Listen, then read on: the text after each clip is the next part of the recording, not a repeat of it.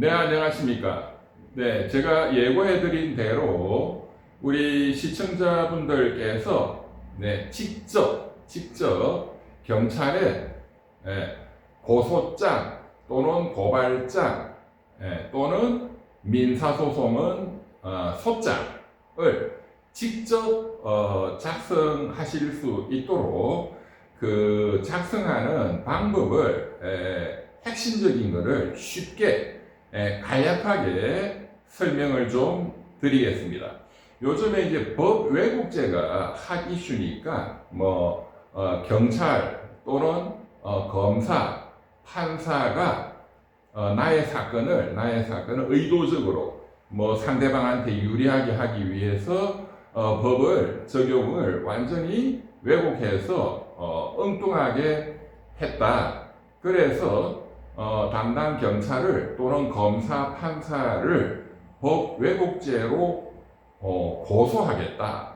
고소라는 것은 직접 피해자가 하는 게 고소고 제3자가 이러한 범죄 사실을 신고하는 걸 고발이라고 합니다. 그래서 이제 피해자다 하면 고소장이 되겠죠. 고소장.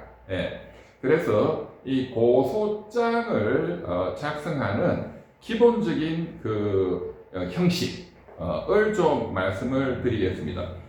이 인터넷에 쳐보시면 고소장 작성 양식 이렇게 치면 많이 나옵니다. 그 양식이 딱 법으로 정해져 있는 것은 아니고요. 그러나 핵심적으로 이제 들어가야 되는 내용이 충실하게 들어가 있으면 됩니다.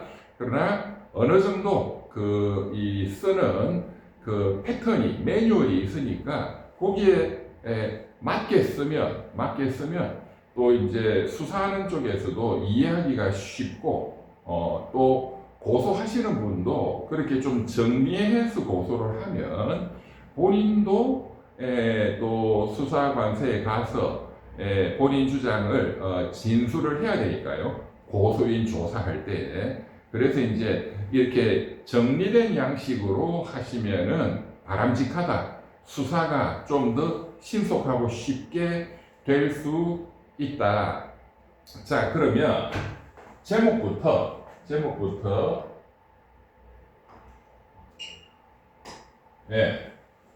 자, 고소장.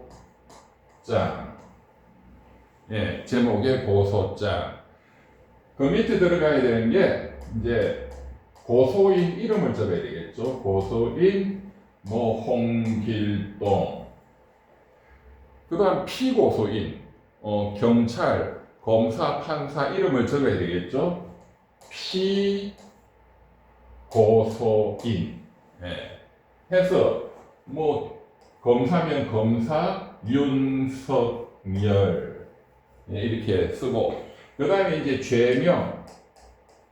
죄명이 사기죄냐, 횡령죄냐, 법 왜곡죄냐, 죄명 해서 법 왜곡죄. 이렇게 이제 쓰는 게 처음 시작입니다. 처음. 법 왜곡죄는 무슨 법 몇 조냐 이런 걸 써주면 좋죠. 법 왜곡죄는 이제 괄호 열고 그 밑에 볼까요?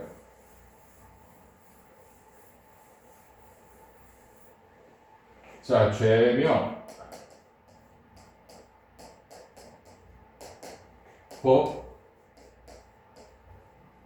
왜곡죄 적용되는 법 조문이 뭐냐? 법 조문, 적용 법 조문 해서 형법 123조의 2. 형법 123조의 2에 법 왜곡죄가 쫙 나옵니다. 상대방을 유리하게 하기 위한 목적으로 그러한 의도를 가지고 경찰, 검사, 판사가 법률 적용을 거꾸로 했다. 적용해야 되는 걸 적용하지 않았다. 또는 적용해서는 안 되는 것을 적용했다. 또 이제 이거는 법이고 증거가 있어야 되겠죠. 증거를 있는 걸 빼버렸다, 은폐했다, 없는 걸 만들어 넣었다, 위조했다. 이런 경우에 법왜곡죄로 처벌한다. 징역 10년 이하. 네, 이렇게 적용법 조문은 형법 123조의 2에 있다. 네, 이게 이제 맨 위에 적히는 것입니다. 그 다음 이제 본론으로 고소 취지를 적고 그 밑에 고소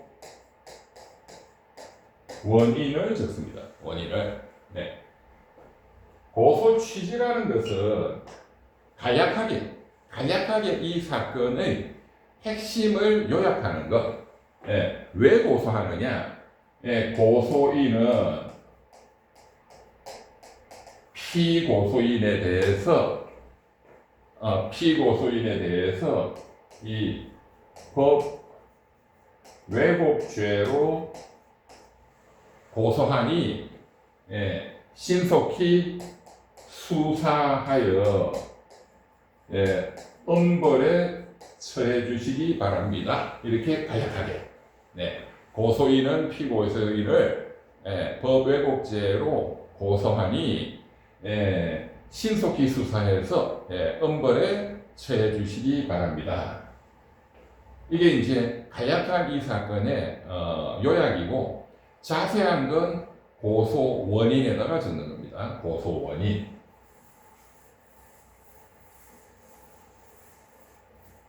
자, 이제 고소 원인은 크게 나누면 1. 그 사실관계가 어떻게 되느냐? 사실관계. 예. 두 번째는 이 법률적인 관계가 어떻게 되느냐? 법률관계. 사실관계를 적고 법률관계를 적는다. 네. 그 다음에 마지막 3번 결론. 예, 이게 기본 뼈대예요. 사실관계라는 것은 이 범죄 사실을 육하 원칙에 따라서 언제, 어디서, 누가, 무엇을, 어떻게, 왜 했느냐. 언제, 어디서, 누가, 판사, 검사, 경찰, 누가, 홍길동, 윤석열이가 나의 이러이러한 사건에 대해서 이러이러한 사람을 이익이 되도록 증거를 은폐했다, 증거를 위조했다, 그리고 법 적용을 거꾸로 했다. 그래서 내가 재판에서 패소해서 재산상 엄청난 피해를 입었다. 또는 내가 억울하게 오히려 처벌을 받게 됐다. 또는 저 범죄자가 오히려 무혐의로 빠져나가게 되었다 하는 사실관계를 있는 그대로 사실관계를 육하원칙에 따라서 적는다. 거기에 대한 항상 뭐가 제일 중요하느냐? 증거가 중요하겠죠. 항상 거기에 이제 증거를 잘 첨부하는 게 제일 중요합니다. 증거를 첨부하는 게 거기에 해당하는 증거들 이것을 첨부를 하면 이 사실관계가 어떻게 됐다 하는 게 이제 구성이 되는 것이죠. 그러면 이 사건을 맡은 경찰 앞으로는 중수청 또는 공수처 담당 수사관이 읽어보고 이 사실관계가 이러한 사건이구나 하는 게 쉽게 이해가 되도록 너무 자세히 쓸 필요는 없습니다. 고소인 조사를 가서 또 자세히 진술을 하기 때문에 처음에 쓸 때는 간략하게 사건 전체가 이해가 쉽게 되도록 증거를 잘 붙여서 쓰는 것이 중요하다. 법률관계라는 것은 좀 전에 말씀드린 대로 이것은 형법 123조의 2 법왜곡죄 징역 10년 이하에 처한다. 이 조문에 해당하는 범죄다. 이제 이런 걸 적는 것이죠. 여기서 이제 그 관련된 판례가 있으면, 예, 그 인터넷에 지금은 법왜곡죄가 이제 시행됐으니까 판례가 없죠. 그런데 뭐 사기죄다, 횡령죄다, 또는 뭐 절도죄다 하면, 예, 판례, 절도죄 이렇게 치면, 예, 관련된 판례들이 쭉 나옵니다. 그걸 읽어보시고 이게 내한테 적용되는 대법원 판례구나 하면 그 판례를 언급하는 게 좋습니다. 이게 제일 중요합니다. 예, 판례는 법입니다. 바로. 네, 법 조문을 적고 그 해당하는 판례를, 예, 인터넷에 찾아서 요즘에는 AI도 뭐 잘 돼 있으니까 내 사건이 이러이러한데 판례가 무엇인가요? 이렇게 치면 쫙 나오거든요. 그런 판례를 적는다. 사실관계에 있어서는 증거를 잘 붙인다. 법률관계에서는 관련 판례를 잘 적어준다. 이게 가장 중요한 겁니다. 그 다음에 이제 결론은 이 사건의 사실관계가 이러하고 이 사건에 대한 법적인 조문과 대법원 판례가 이러하니, 예, 신속히 수사해서 엄벌에 처해 주십시오. 저의 피해를 구제해 주십시오. 이제 이렇게 쓰고 맨 끝에 몇 년 몇 월 며칠 고소인 홍길동, 예, 이렇게 쓰시면 됩니다. 뭐 너무 길게 쓸 필요는 없습니다. 앞으로 고소인 조사하고 또 보완해서 계속, 예, 증거도 내고 할 것이기 때문에 처음에는 너무 많이 쓰려고 할 필요 없이 이 사건을 잘 이해할 수 있도록 담당 수사관이 읽어보고 이 이해가 된다. 왜 고소를 했는지 이해가 된다. 증거를 보니까 이건 말이 된다. 판례를 읽어보니까 역시 말이 되네. 요 정도 되도록 하는 것이 중요합니다. 예, 다시 정리를 해보면 제목 고소장, 고소인 홍길동, 피고소인 뭐 누구누구, 예, 죄명 법왜곡죄, 법조문 형법 뭐 123조의 2. 그 다음에 크게 고소 취지, 고소인은 피고소인을, 예, 형법 법 왜곡죄로 고소하니, 예, 신속히 수사해서 엄벌에 처해 달라 이렇게 쓰고, 고소 원인에서 이 사실관계를 육하원칙에 맞게, 예, 이 사건의 사실관계가 언제 어디서 누가 어떻게 왜 이런 짓을 했습니다. 그 증거는 이렇습니다. 증거 2번 법률관계 형법 제 123조의 2가 이렇게 규정하고 징역 10년 이하에 처한다 이렇게 되어 있습니다. 그리고 대법원 판례는 이런 경우에 이 죄가 성립한다 이런 판례가 있습니다. 해서 3번 결론 이렇게 해서 증거를 첨부해 가지고, 예, 경찰이나 공수처에 제출을 하면 되겠습니다. 앞으로 이제 9월달, 10월달 되면 검찰은 공식적으로 없어지니까, 예, 중수청, 경찰이죠, 경찰의 중수청에 고소하거나 또는 뭐 공수처에 고소를 하면 된다. 공수처는 고위공무원 수사처니까 판사검사, 경찰의 경우에는 고위직 경찰의 직권남용 이런 거, 직무유기 이런 거는, 예, 공수처가 또 수사권이 있습니다. 공수처 법률에 따라서, 네, 그렇게 하면, 예, 고소장이 완성이 됩니다. 자, 이거를 이제 지금 오늘 이병철 변호사, 예, 법신 이병철 변호사의 이 고소장 작성 방법, 이걸 지금 가야키 강의를 들으셨으니까 지금 뭔가 내가 고소를 해야 되겠다 이런 게 있으신 분은 한번 작성을 해 보시고, 그리고 인터넷에 고소장 양식 뭐 이런 걸 한번 쳐보면 또 이게 올라와 있는 고소장들이 있습니다.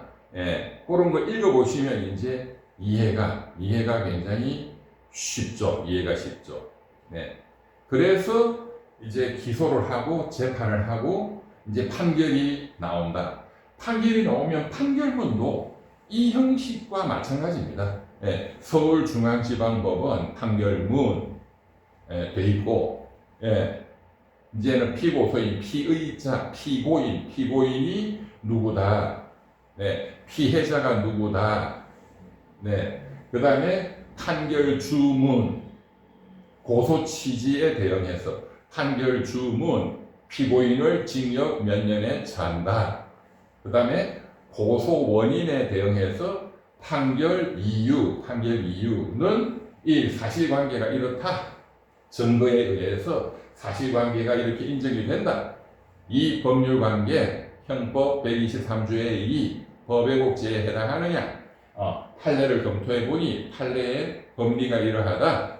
이 사건에 적용해 봤더니 이 피고인은 유죄가 인정이 된다.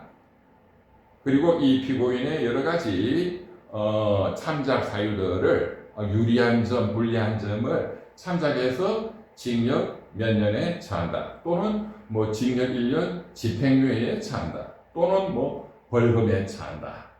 이렇게 됩니다. 그래서 고소장과 판결문은 대응되는 것이다. 네. 네. 그렇게 이해하시면 되고, 자, 이제 이렇게 보면 형사 판결문을 읽어보시면, 판결문의 전체적인 포맷이, 형식이 고소장에 대응해서 되어 있는 거구나. 이해가 이제 쉽게 되실 겁니다.